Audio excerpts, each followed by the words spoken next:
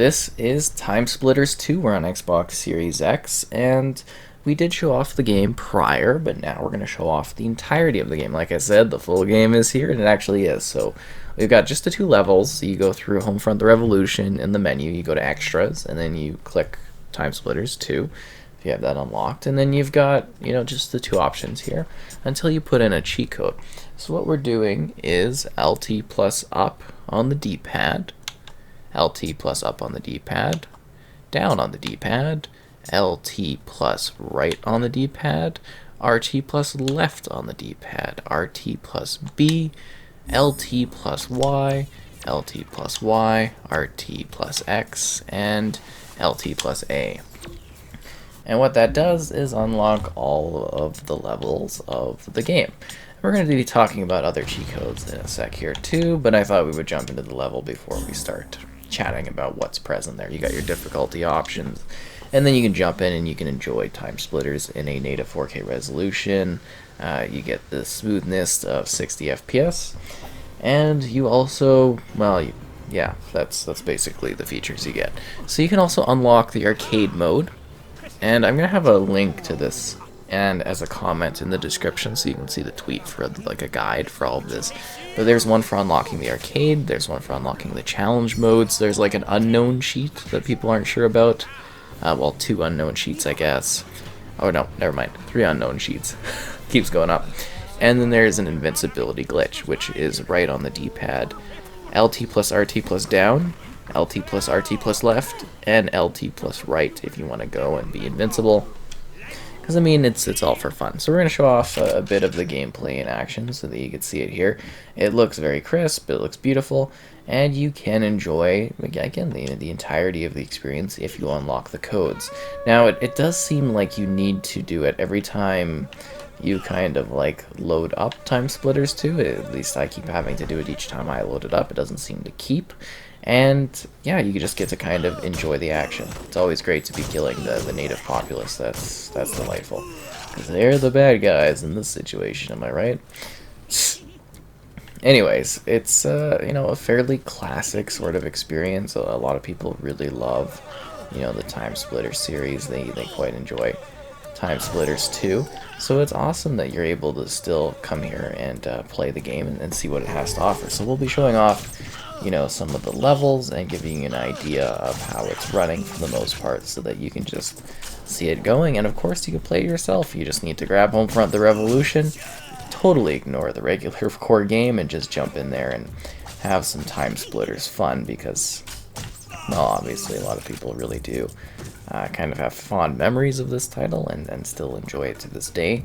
So the fact that you're able to easily enjoy it on the console without any sort of extra elements to it are kind of exciting things. At least I think it's a decently cool element to have. So that monkey's got the explosive damage. Isn't it supposed to light here so that I can, kind of shoot it at this twig thing? Oh, jeez. Sorry, gotta go light that again. There we go, and then it's dealt with. Anyways, yeah, I think at that point we're going to switch over to another level, though, so that you can see that, see more of the game in action here. So this is the Return to Planet X. This is a bit of an alien type one we've got going on here. We're going to skip the cinematic and we're just going to get right into the gameplay. But yeah, it does actually look pretty good. And I did play this with the FPS Boost on, and then I realized, oh, wow, yeah, no, we don't really need that, do we? And it just lowers the res. I think I'm going to maybe throw that at the end of the video too, though, so you can see what it looks like. It's quite a resolution drop. So what's really cool about this particular level is the fact that when you shoot in the caves, the bullets kind of move around and deflect off walls and create a really cool blue effect. It's really cool lighting for its time. At least I find that to be kind of fascinating, in my opinion there. It's just kind of a really neat sort of effect. And then you get into this area where it's a bit of a fight. And what's cool is there's still the crease on the planet. They didn't perfectly line that up back in the day, I'm guessing. And it's still like that, obviously. And it's a neat port to have this available. It actually is sort of pleasantly surprising that you can still enjoy what this game has to offer, even in a game where it wasn't necessarily supposed to be the main focus of it. So that's sort of a cool touch. I'd be shocked if we don't eventually see, you know, a full Timesplitters release at some point, because apparently the Embracer Group, or whatever THQ under the Embracer Group, is apparently working on, you know, Timesplitters. So we'll see. Again, I'm pretty sure we'll see another Timesplitters, like a port most likely of like this one or the first one or something. We'll see that release in the eventual future here. I think it's just a matter of time, really, quite honestly. And maybe, again, someday more Timesplitters action. Oh, come on. Really? I'm trying to get up here. Oh, yeah, the fists, the weird fist things are hilarious. See, it's just like this, like, very generic sort of Captain Action Hero fist thing. That's what that looks like, and it's kind of really exciting to me to, you know, to see that in this one. I think it's sort of funny. But I think we should probably show off another level. I mean, let's repel the invasion first, and then we can do that, because we get some cool guns to play with, or, well, we get a new gun to play with. Shot in the back.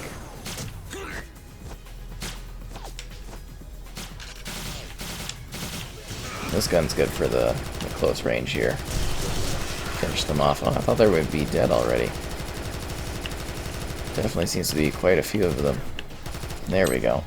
So we've repelled off the invaders, and I think we get access to the, or we should be in a sec here. It's the cool, yeah, the plasma thing. And what's another neat element about this kind of franchise is the fact that you can like fail objectives, and then it's like restart the mission, or you can kind of keep going, but it'll keep annoying you and being like, restart it, and you're like, no. But yeah, it looks pretty good. It's playing pretty well. I mean, it's kind of cool just to have this, you know, still available. I'm sure there's a lot of people that definitely appreciate having the option. And I'm glad to show it off on Series X, because this is, you know, kind of it looks like the best way to experience what this game has to offer, I guess, on modern consoles at least. It's just really exciting to have it still available, right? It's such a cool option, and it looks really cool. And let's show off another bit of another level here too.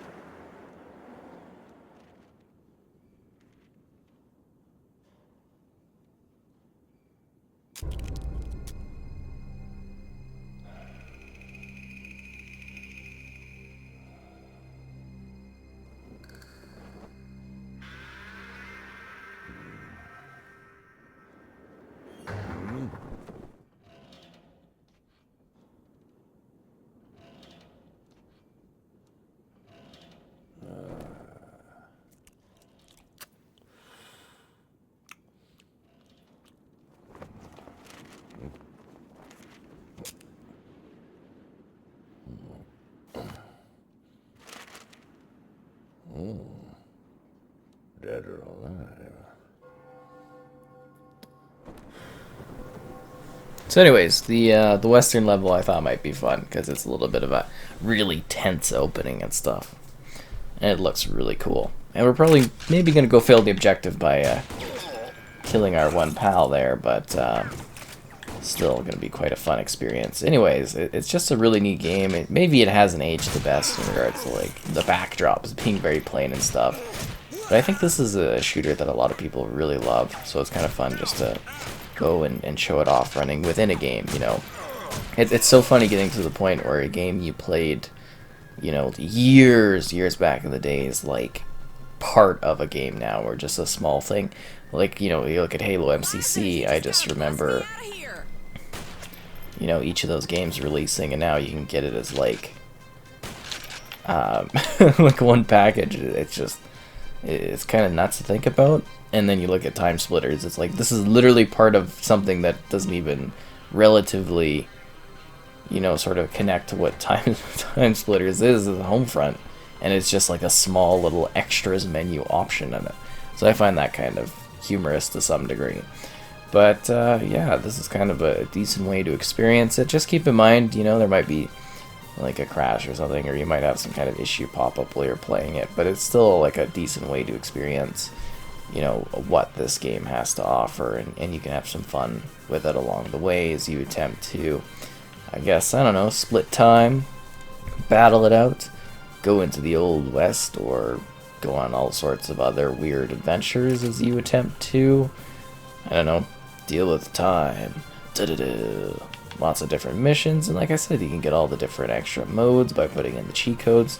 There's lots of different ways to kind of play it, and it's just a cool experience to have all these years later and to see it running, you know, kind of smoothly and looking really nice here. Because it does, you know, for its age, it does visually look quite nice running on the Series X here, so I think that's kind of a great option to have. And anyways, again, within Homefront the Revolution, you can enjoy your Timesplitters action. Wanted reward. So, you know, you just extras and stuff, put in the cheat codes, and you're roaring and good to go. Ain't that right, gal? Yeah. Mission failed. Mission failed. Failed the mission. Retry the mission. They don't like it when you fail like that, because it looks bad on your team.